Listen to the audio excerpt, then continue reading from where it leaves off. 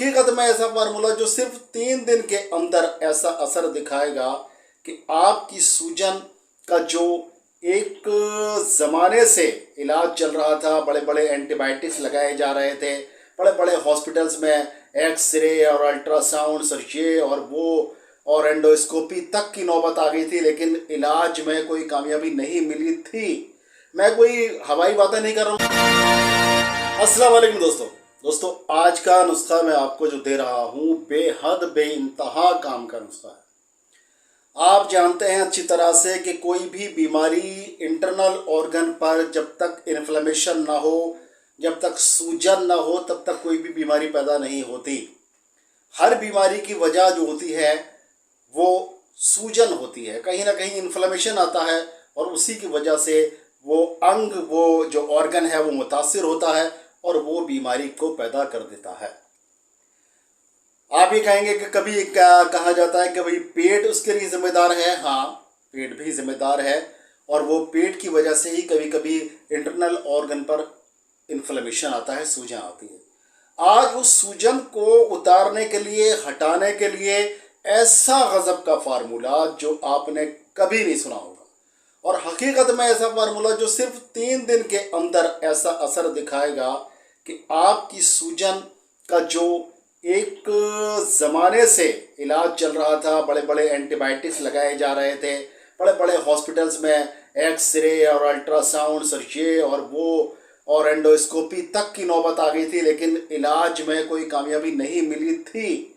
मैं कोई हवाई बातें नहीं कर रहा हूँ, मैं हकीकत बात कर रहा हूँ आपके सामने। और यकीन कीजिए, आप सिर्फ 3 दिन के अंदर आपको वो राहत मिलेगी कि आप ये कहेंगे कि हाँ, मेरा मर्ज 50% ठीक हो गया। विदिन 3 डेज आप कहेंगे कि ऐसा फार्मूला क्या है। तो मैं आपको बता दूं कि अब तक के हमारे जो भी कामयाब नुस्खे हैं, वैसे तो अल्लाह का शुक्र है, एहसान है उस परवरदिगार का कि सभी नुस्खे बहुत कारगर होते हैं, लेकिन जो बहुत ही ज़्यादा कारगर नुस्खे हैं, जैसे कि हमारा बवासीर का नुस्खा बहुत ज़्यादा कारगर है, जैसे सेक्सुअल डिजीज़ के लिए, मर्दाना कमज़ोरी के लिए जो नुस्खे हमारे बहुत कारगर हैं, या स्प्लीन के लिए, बढ़ी हुई तिल्ली के लिए जो हमारे फार्मूलाज हैं वो बहुत अच्छे हैं। इसी तरह से पेट के अमराज के लिए, पेट में कोई भी किसी भी तरह की दिक्कत हो, उसका नाम, बीमारी का कुछ भी हो, उसके लिए बहुत अच्छे फार्मूला हमारे पास है। तो वो दवाइयाँ जो हमारी बहुत ज़्यादा मकबूल हैं, बहुत ज़्यादा लोगों को जिनको फ़ायदा हो चुका है, उनमें से ही ये एक दवाई है जो सूजन के लिए इस्तेमाल की जाती है, और इस एक के इस्तेमाल से जाने कितने मरीज़ ठीक हो चुके हैं। जी हाँ दोस्तों, आज इसका नुस्खा मैं आपको दे रहा हूँ, यूँ समझिए कि अपने सीने का राज आपको दे रहा हूँ। मेरे डॉक्टर और वैद हकीम दोस्त जो मुझे देखते हैं, जो मुझे सुनते हैं, वो ज़रूर आज के नुस्खे पर काम कीजिए और इंशाल्लाह देखेंगे आपके कामयाबी, अल्लाह ने चाहा तो कामयाबी कदम चूमेगी। आपके वो मरीज़ जो आपके काबू में नहीं आ रहे थे, वो इंशाल्लाह बिल्कुल काबू में आ जाएंगे, और उनकी सूजन, चाहे वो सूजन उनके लीवर पर हो, चाहे वो सूजन उनकी आंतों पर सूजन हो, या उनके अमाशय यानी मैदे पर सूजन हो, या सूजन गुर्दे पर हो, हत्ता ये कि जिस्म के किसी भी अंग के अंदरूनी हिस्से में अगर कहीं भी सूजन आ गई है, यहाँ तक कि टिश्यूज़ में भी सूजन आ गई है, और सूजन की वजह से, फैट की वजह से और सूजन की वजह से हेप्टोमेगैली हो गई है, यानी आपका लीवर बढ़ा हुआ है, फैटी लीवर आ गया है, या आंतों में चर्बी इकट्ठी हो गई है, या आंतों में सूजन पैदा हो गई है जिसकी वजह से इंडाइजेशन हो गया है, भूख नहीं लगती है, थोड़ा बहुत खाते हैं तो पेट फूल जाता है, अफर जाता है, और मोशन भी ठीक तरह से नहीं हो पाता है। सैकड़ों तरह की दिक्कतें इस सूजन से पैदा होती हैं। तो नुस्खा नोट कर लीजिए, अभी नोट कर लीजिए नुस्खे में क्या लेना है। ये देखिए सबसे पहली चीज़, जो सबसे पहला इंग्रेडिएंट है इस नुस्खे का, वो है मकोह। वो चीज़ क्या है मैं यहाँ पर दिखा भी दूंगा आपको, अच्छी तरह से आप देख भी लेना कि मकोह क्या है और कैसी दिखाई देती है। तो ये मकोह है, और इसका पंचांग हमें इस्तेमाल करना है। वो पंचांग कितना इस्तेमाल करना है, 100 ग्राम पंचांग इस्तेमाल करना है, 100 ग्राम। कौन कौन सी चीज़ें कितनी लेनी है वो भी मैं आपको बता रहा हूँ। तो पंचांग लेना है हमें, मको का पंचांग लेना है 100 ग्राम। दूसरी चीज़ है पुनर्नवा, जिसको साठी भी कहते हैं, पुनर्नवा। तो पुनर्नवा का पंचांग हमें कितना लेना है?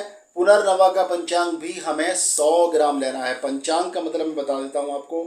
पंचांग के अंदर जड़, तना, फूल, पत्ती और फल होते हैं, ठीक है, यानी सारा मुसल्लम पौधा, पूरा पौधा आपको चाहिए इसके लिए। और ये कुछ पौधे सूखे हुए मार्केट में अवेलेबल हैं, वो भी मिल जाते हैं आपको। तो ये पुनर्नवा का पंचांग भी आपको 100 ग्राम चाहिए।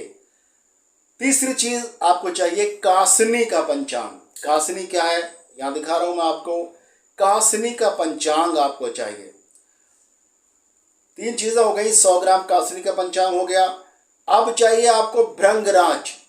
भृंगराज का पंचांग, वो भी आपको 100 ग्राम लेना है, ये हो गया। और लेना है आपको भूमि आंवला। क्या इन इंग्रेडिएंट्स की अगर मैं हकीकत मानो, मैं अगर मैं तारीफ करने लगूं, एक एक इंग्रेडिएंट के बारे में बताने लगूं, तो एक एक इंग्रेडिएंट एक एनसाइक्लोपीडिया है।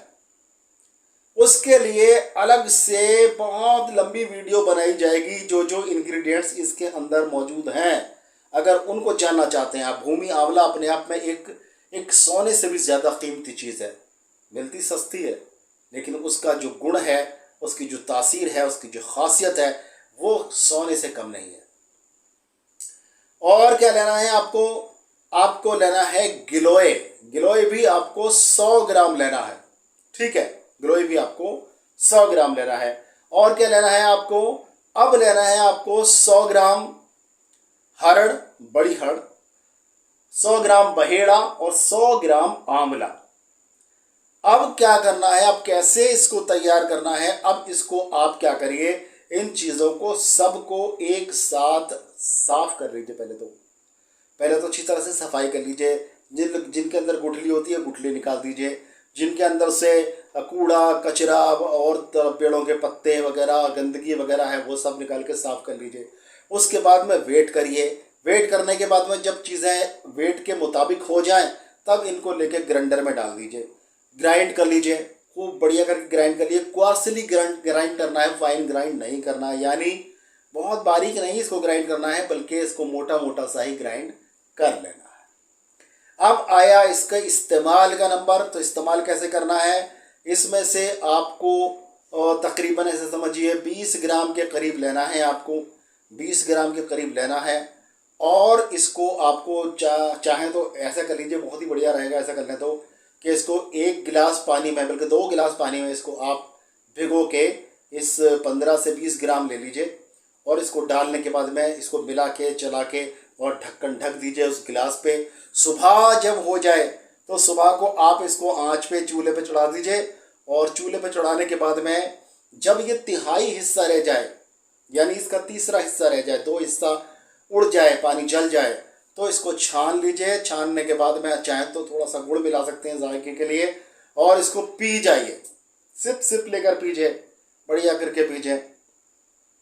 यकीन जानिए, यकीन जानिए, यकीन जानिए, आपकी सूजन चाहे वो किसी भी इंटरनल ऑर्गन पर हो, अंदर के हिस्सों पर हो, किसी भी हिस्से पर हो, इंशाअल्लाह पूरी तरह से ख़त्म हो जाएगी।